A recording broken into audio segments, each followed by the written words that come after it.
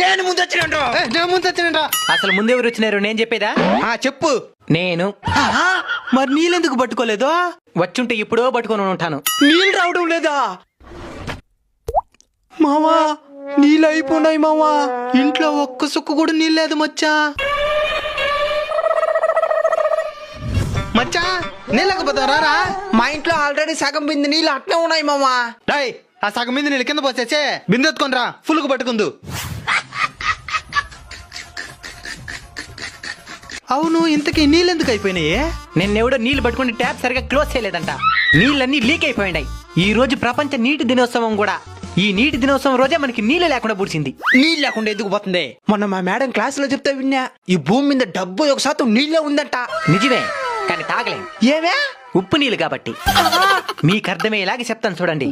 ఈ భూమి మీద ఉండే మొత్తం నీటిని 100% అనుకుంటే అందులో 97% నీళ్లు తాగచ్చా? అస్సలు తాగలేం.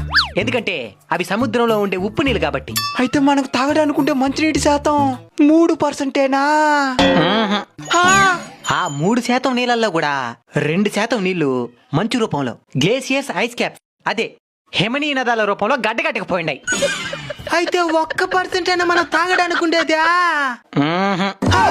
భూగర్భ జలం 0.62% నుంచి 0.76% ఉండాలి. ఇక బావులు, చెరువులు, సరస్సులు, నదులు వీటన్నిటిని కలుపుకుంటే మానవాళికి సులభంగా అందుబాటులో ఉండే మంచినీటి శాతం 0.01%. అవి కూడా సంవత్సరం తగ్గిపోతా ఉన్నాయి. ఇప్పుడు చెప్పండి మనం ఏం చేయాలో? నీటిని అస్సలు వృధా చేయకూడదు, నీటిని పొదుపు చేయాలి.